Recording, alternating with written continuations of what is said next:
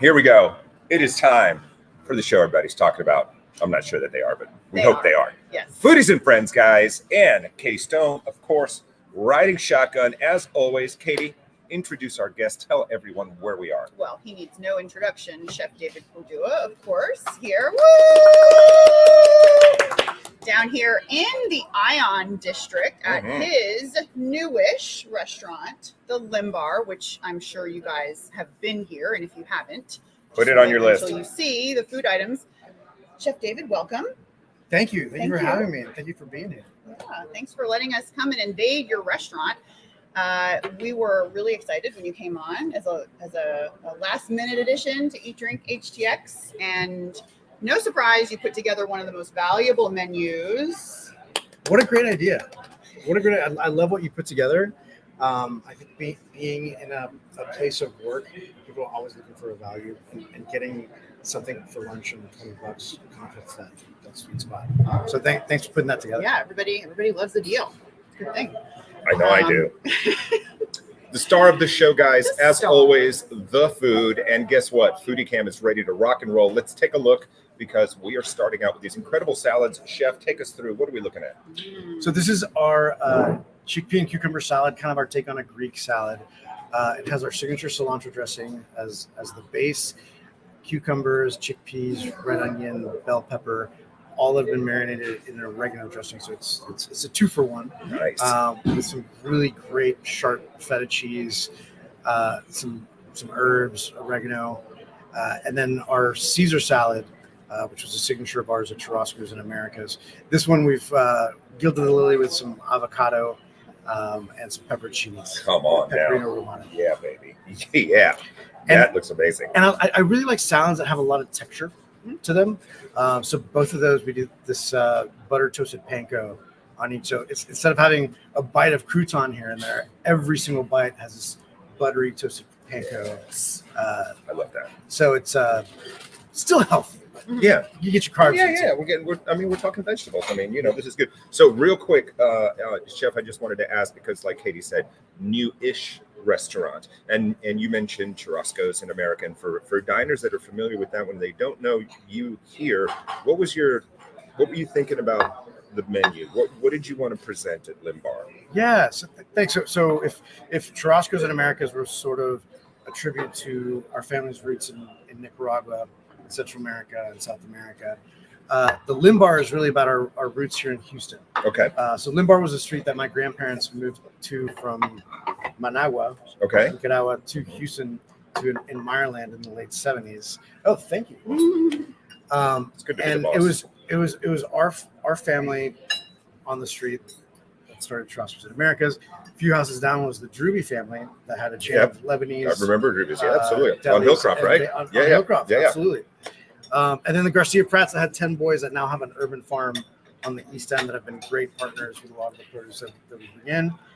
So wanted to tell the story of just this one random street in Houston that happens to be where I was born and raised, where my grandparents moved to, and where our restaurant family started from. So there's a lot of Easter eggs and tributes to the family. I noticed on the wall, yeah. Very, very cool. Yeah, we're going to take you guys a little bit into the show. That wall is not just a bunch of random things that were found in a prop store. They're actually things from your grandma's house. Yeah, so it's my grandmother's cookbooks. We have some vintage clock radios from Sears where we are. This was the main entrance to the Sears from 1938. The iconic downtown Sears building. Yeah, and for people who don't know that, it was a very famous. This is great building here in Houston. This had the first escalators in the state of Texas. That atrium in our lobby was the first escalators. And you remember that Brady Bunch movie where they go to Sears and just ride the escalators for fun? People used to do that because they've never seen one in their lives. Yeah. So it's great to hear stories of people's memories coming in here. Apparently they had popcorn for free all the time, and I love it. It was one of the few basements in Houston. May or may not be haunted, but my next question. We welcome all spirits, sure, especially this kind of spirits. What do you have there, Chef? These are old fashioned. We barrel age it in house with Elijah Craig. Sean Singleton, our bar manager, is an incredible talent in mixology. And every meal here starts with a cocktail, so appropriate that he brought one over for us. Yeah, and this is the actual lobby that we're sitting in of the original Sears, right? This was the main entrance. Yeah. But the vibe here was always meant to feel like you're in someone's living room, like a very hip grandmother's living room. Well, it is, because the seating, I don't know if you guys can kind of see behind me, but it's mostly sofa seating, very, very casual and comforting, which you don't generally see in restaurants very often, because it's a little counterproductive to getting people out of the restaurant. But it can be hard. You have kind of flipped that, which I think is pretty brilliant, because y'all are busy here. Well, being in a building dedicated to technology, we wanted to be the complete opposite. If everything out there is digital, binary, screens everywhere, we wanted a space that was analog, void of analog. Exactly. Yeah. Very, very once upon a time. Peaceful. Yeah. Restful. Right. Well, yes. I like the vibes the moment I came through the door. Yeah. Well, you definitely, that was really smart, because you guys are very busy here. All right, foodie cam. I'm gonna send these this way. Foodie cam. Send those that way. Yeah, we got more stuff. Because we're running out of space cam. here. All right, chef, what are we looking at? This is the kale and peanut salad.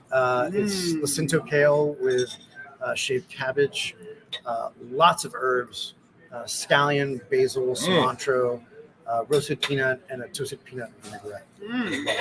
Healthy. It's delicious. Yeah. It's hearty. Very healthy. I love it.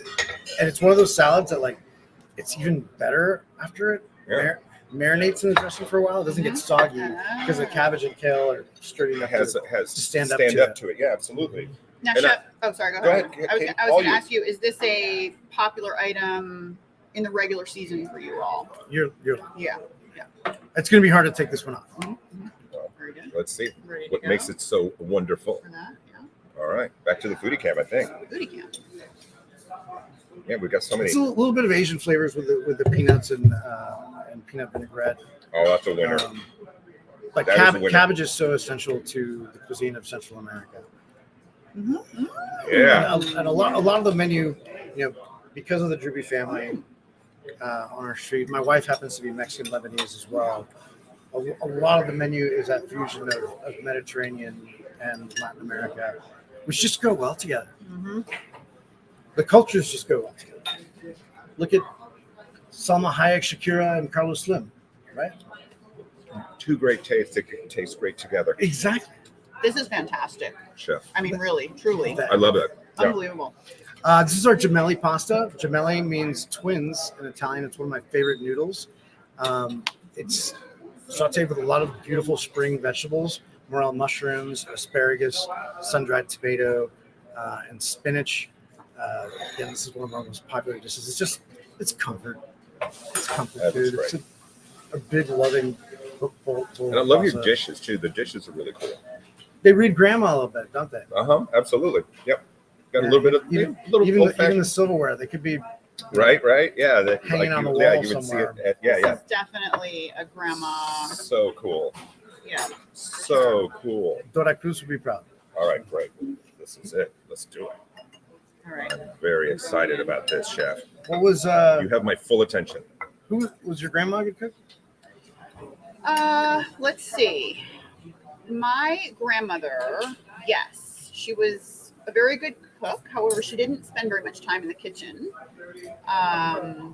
So love of food started with mom. Yeah, neither did my mother. She wasn't a big in the kitchen, but they dined out a lot. My favorite kind of person. Right. So, very fine dining, really very proper fine dining. I love eating with your mom.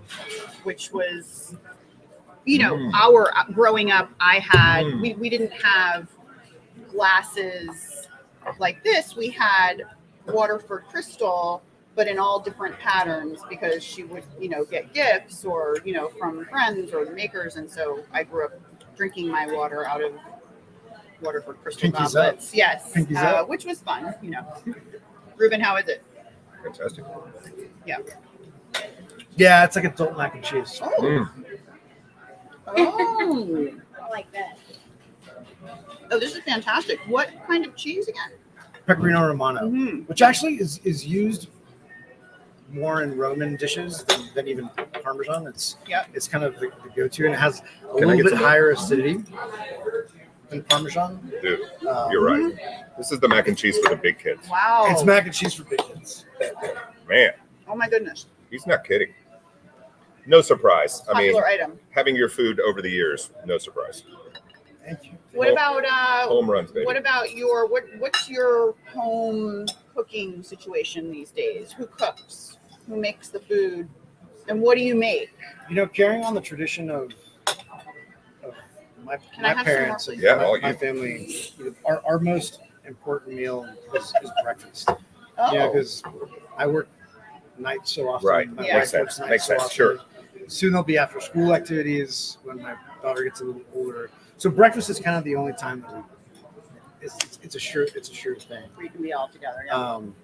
It's And great. yeah, speaking of pasta, I don't see anything wrong with the pasta carbonara for breakfast. It's got your bacon, it's got your eggs, your noodles. Pasta for breakfast should be a thing. Yeah. Like in a casserole The format. foodie team is throwing thumbs up. Can you add Right? some scrambled egg to it and Well, bake it it a already little bit has with it. cheese? It already has eggs and bacon. I mean, it's practically breakfast.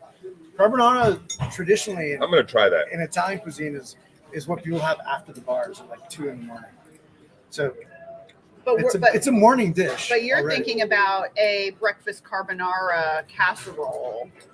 I wouldn't bake it. No. I wouldn't bake it. 'Cause Yeah. You still want the eggs to be saucy. Yeah. Oh, we like Yeah. saucy eggs. Okay. But I like where you're going. Yeah. I would use maybe a different noodle if we're gonna bake it. Ooh, what kind of noodle? A thicker flat noodle. That's like a eggy noodle kind like of. a egg or- noodle pappardelle. Whoa. Or even breaking up some lasagna. Like a lasagna. Yeah. Breaking up some lasagna and baking it with the eggs. Chef. Yeah. I think We're on to this- something here, people. I think this might. We need to are be- on to something. All right. That's a whole new concept. One other thing that we're going to be on to right now, Chef is going to hop up right now and he's going to go on back That's your to the wall. We're going to take a look at Chef's Eat Drink HTX menu here just in a few minutes. By the way, Chef, how has your menu been doing? We just rolled out a new menu. Yeah. There it is. Lot of good seafood for spring. Well, that's awesome. I love Look that. at that's a really good menu. Yeah, and this is what we're I love the font. looking here. Oh, yes. You love the colors, Ruben? Again, the Lymbar is participating in Drink HTX. This is for $15 lunch. Oh, we've got the Sounds. all kinds of fun places. Oh, he left the drink. Right on. All right, Thank and I God. think they're ready. Yeah, they're ready back there. We're going to take a look at the back wall, and it's really interesting because a lot of these items came from Taste that. the home Amazing. of Get it. Chef David. Come on. Mhm. Give it a little pull. And there we are. Woo. Come on.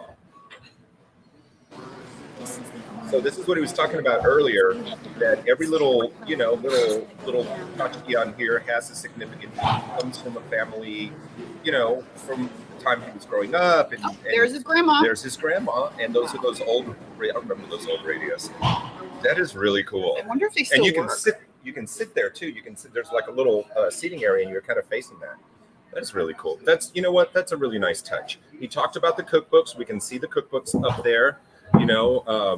Yeah, man, it's just really, really, really, really cool. I think that's a nice touch because you walk into so many restaurants and they just kind of threw something up on the wall because the designer told them to put it there, and this is actually something that has some meaning. So again, guys, we're at the Ion in downtown Houston. It's the old, the iconic Sears building, and they basically stripped this down to the bones to build the first building of the Ion campus, which is kind of this incubator for creativity and entrepreneurship. All right, what are we doing? Are we going to the? Are we switching gears? Waiting for direction from my producer. Stimulating streaming television coming at you right now. Are you amazed? I am. All right. Chef David is going to take us through a few of these items on the wall that have significance to the building and also to your family. Yeah. Yeah, this is our library. There's some artifacts from the original Sears here. These are actual clock radios from the Sears here. I wonder if they still work. I haven't tested it. Of course. We have portraits of a lot of the staff's grandmothers, including my own.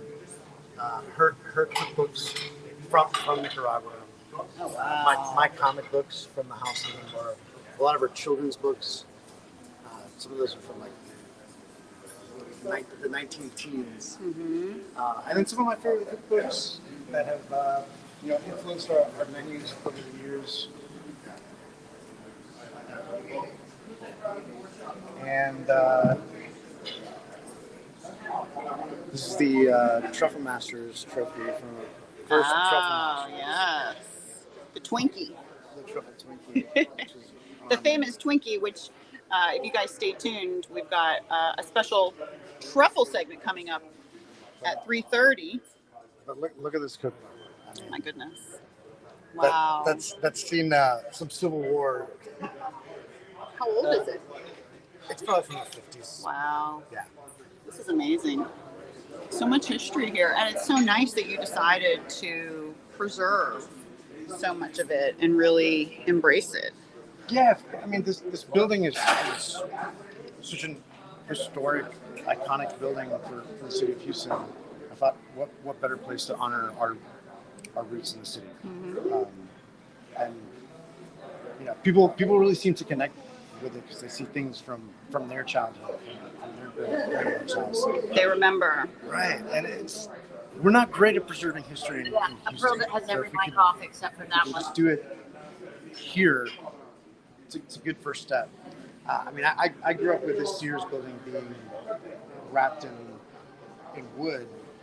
Rice University just peeled away its shell and made this beautiful Art Deco building. Mm-hmm. My parents actually bought my crib here.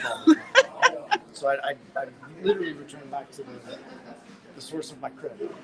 Yeah, I mean, and speaking of, the legacy, I mean, you've got your own very important family legacy here in Houston. And, talk a little bit about how you feel and how that makes you feel, being able to carry that on. Your family, obviously, very, very important here in the hospitality community in Houston.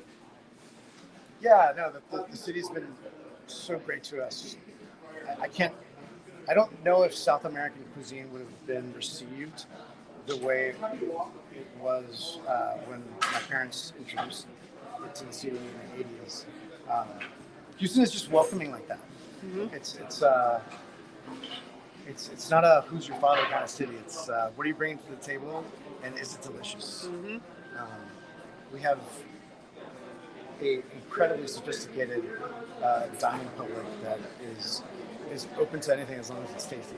I tell people that all the time, especially people from outside of Texas, that our diners are different. Yeah. They are very special. They are smart. They are sharp. You cannot get things by them, and you have to bring it if you're going to be in the game. And it can't have anywhere-ness. It's something that my dad always said. Don't be anywhere. Like everything has to have a sense of place. Like where it's from, what are the roots, and why is it important to you? Exactly. Otherwise, it has no place on the menu. All right, Chef, I say we go back and try a few more of your dishes. Also because Ruben gets hungry. You looked a little hangry. If you hadn't noticed, he likes to eat, and he gets grumpy if we don't provide food.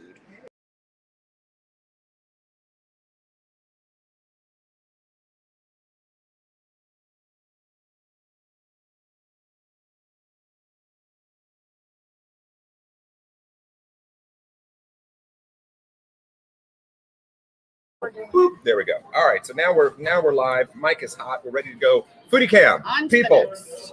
prepare yourselves.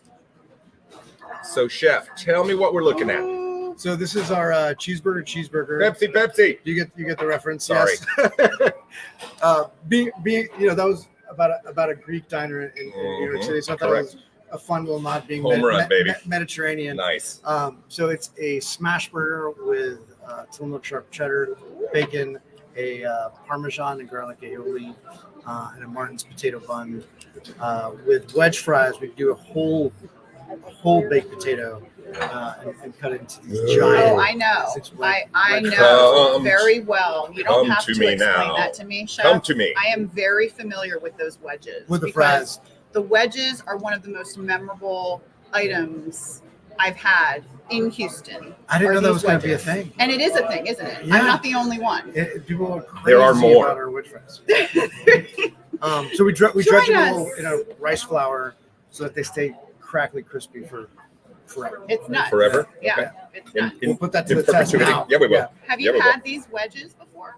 Never been here. Okay, Ruben. This is my first time. So the potato bun, as you know, it's beautiful because it just kind of disappears. It just goes away. The potato bun disappears. Yeah, it's just one of those buns that just like Melts in your mouth. It's so light. The burger itself is a house blend. We use short rib, brisket, and chuck. Chef, tell me what that is. So this is a mustard barbecue, Come on. a golden barbecue sauce, which is kind of like a honey mustard, but just a little bit more intense. It's not for kids. Mhm. It's an adult honey mustard. I appreciate a good adult mustard.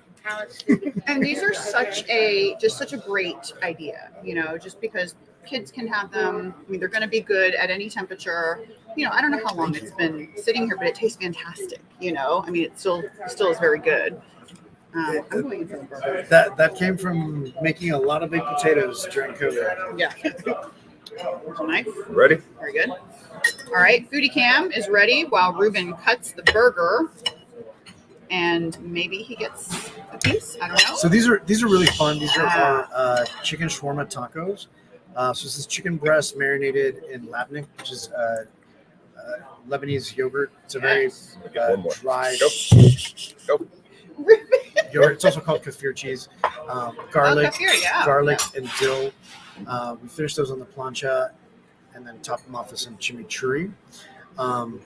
The flatbread pita tortilla is kind of a hybrid between a pita and a tortilla.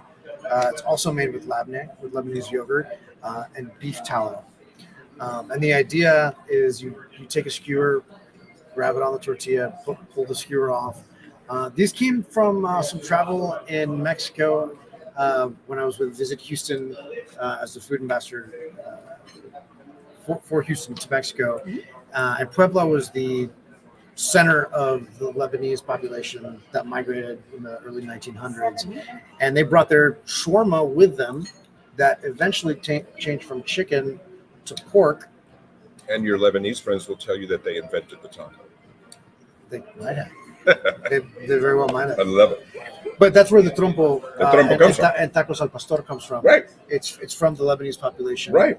in Puebla. Hence- And this is the way the tacos árabes are served in Puebla. I The wanted you guys to see vermicelli this. rice is rice that's served all over the Middle East. You'll find it in Israel, in Syria, in Lebanon. It's just ubiquitous amongst all that Fertile Crescent area. This looks good, right, y'all? Look at it. Yeah, this is pretty No, look at it. fancy. Love this. Not many people get the cheeseburger. Beef You have to be of a certain generation. or age. I get it. Cheeseburger. Pepsi. No Coke. No Coke. No Coke. I want to know what your favorite food is. Oh man, it depends what I'm into. Like guilty pleasure. Like you can say Wendy's cheeseburger. You can say anything like that. We're not gonna. Had my first crawfish of the season on Sunday, and it did not disappoint. I missed it. Ooh. I missed it. BB's is my go-to. It ain't cheap right now. It's not. It's like lobster prices. Uh-huh. But I don't need that much. I mean, it's almost. I do. It's about the sides and the beer and the company. Yeah. It's a lot of work. It's a thing. It's a thing. It's a lot of work. But when I lived in California, that was Tex-Mex and crawfish were the things that I missed the most. Do we have any food items? Chef, you mentioned Do we have a you Tres mentioned the beef tallow.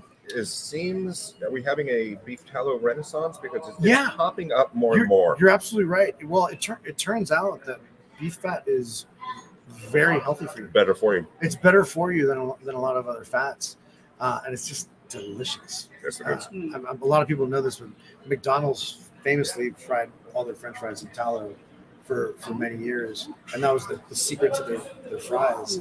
But I always like using, the fat of whatever you're cooking. So, rendering a little bit of lamb fat before searing a rack of lamb, using some chicken schmaltz before you sear a chicken. Sets it off. It's Love a good schmaltz. It's just, right? Delicious. Yeah. It just turns the volume up on 100%. whatever you're having. This is fantastic. It's a good man. burger. I Jesus know. Christ. I'm saving mine because Are you? I'm protecting mine. Good is luck what I with should that. Say, because you can see his is gone. It's still an arm's You length didn't to even me. see what Elbows happened out. off screen as we were taking off. He was trying to steal some more potatoes. I want to remind you guys that we're wrapping this part of the show up in 4 minutes. However, stick with us because Chef David is going to be competing in the upcoming Truffle Masters competition. Very prestigious. Woo! Like now. The judges are also very prestigious. It's happening on Monday, March it is. 4th. It is a murderer's row of judging. It is actually a very nice panel of judges and competitors, but we thought it would be a good opportunity to kind of, pull the curtain back on truffles. What kind of truffles are in season, out of season? What does that mean? We couldn't afford animation. What does that mean? What does that and doesn't for those of you who have never tried truffles before or maybe a little intimidated by truffles, we have a guest who is going to be joining us along with Chef David. The funkiest of roots. Yeah. Yeah. Oh, we do have Tres Leches. Yay! Foodie Cam magically created the Tres Leches. We can't have a show with Chef David Cordua without showing this incredible dessert. Tell everybody why this is so important. So the Tres Leches is kind of claimed by every country in Latin America. Mm-hmm. Everyone, Mexicans think it's from Mexico. South Americans think it's from South America. Nicaraguans think it was actually invented by the Nestle company in Switzerland and printed on a can of condensed milk and shipped all over Latin America. First time I've heard this. Hey, I didn't know that. See? Wow. Now, what my family did differently, and there's a little bit of a debate as to which aunt actually developed the recipe. We bake it like a souffle. So we mount whole eggs into a souffle, and then when it rises, we chop the belly off. So it's just exposed to the rain of heavy cream, condensed milk, and evaporated milk that comes after. And then the topper, no pun intended, is that it's with Italian meringue, which is almost more like a marshmallow fluff. It is. Than anything else. And then to bring it into the Mediterranean for the Lymbar in theme, we top it off with the toasted sesame crumble and phyllo, which you would find in baklava. Mm-hmm. Yes. Which Love is it. just more texture to something that's already ethereally light. All right. Well, I'm going to devour that. Yes. We're going to wrap this. Yes, we are. Remember, guys, tomorrow is the last day of Eat Drink HTX. It is your last chance to dine out and do good in February. And remember to stick with us because coming up next, we're going to go in the kitchen and we're going to get a little dirty with the truffles. Come on. You know? I love it. I love a dirty I truffle. hope there's dirt back there. Guys, that's it for us. We're out of here. We'll see you next week for more Foodies and Friends. Dirty gold. Bye-bye. Dirty.